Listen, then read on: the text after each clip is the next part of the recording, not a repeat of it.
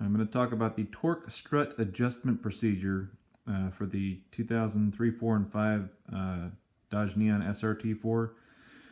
If you do the timing belt, or you replace the, I guess that would be the right-hand motor mount, or if you drop the engine, or change out the alternator, turbocharger, etc. Anyway, if you disconnect the torque struts, the one there in the middle of the screen, and then there's another one down here by the wheel well. Right there, if you disconnect those, then by the book you have to redo the torque strut adjustment procedure, which is to line up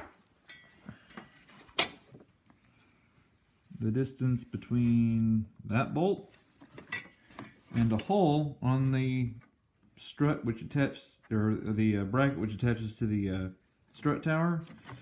Anyway, if you look at the picture, it talks about 4 holes going left to right, and then if you also look at the picture, there's 2 holes there. One of that was the ground strap for something. I think it's the alternator. Anyway, so there's only 3 holes there. Where's the 4th hole?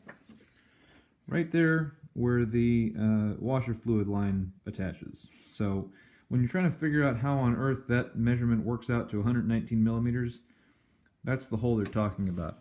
And 119 millimeters is for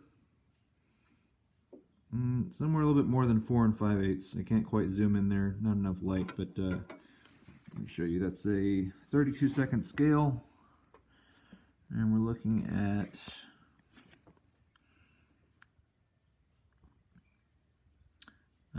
5/8, and that's going to be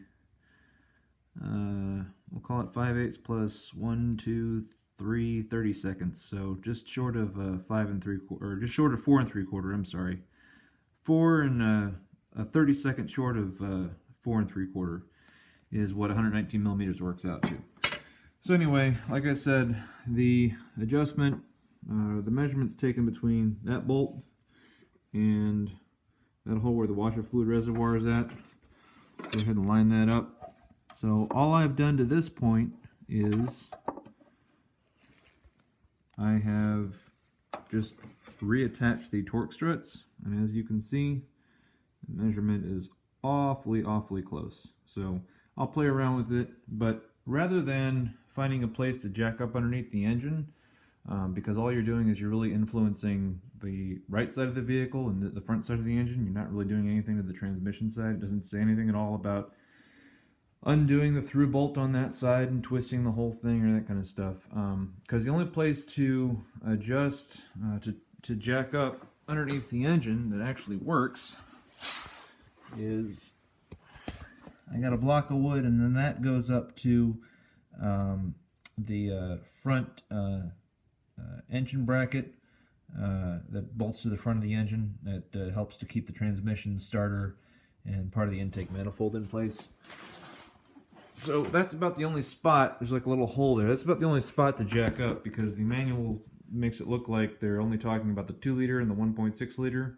They don't really talk about the SRT-4, even though they are talking about it. So what I did was I placed a pry bar between the bracket and the beefy part of the oil pan right down there where that Allen wrench hole is at. So basically right in here is where I placed a pry bar to move this far enough out in order to get the torque struts to attach. And as I said, showed up above, everything else pretty much lines straight up as soon as you do that. So I'll tweak it a little bit more, but that's been about the best place that I've found to move the engine on the SRT-4 in order to get it to line up properly.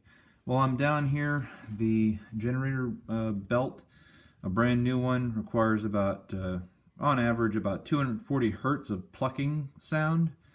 And Google makes a school app for taking experiments. Of course, there's a million other places you could go ahead and get some kind of a hertz frequency reading app. But back when the car was made, the DRB3 was the only tool available. We didn't have all these cool apps and iPhones and stuff like that. So Anyway, that's about all for the torque adjustment procedure. I figured I'd point that out since it didn't make a lot of sense to me when I was reading through it, but you find ways to work around it and it all works out fine.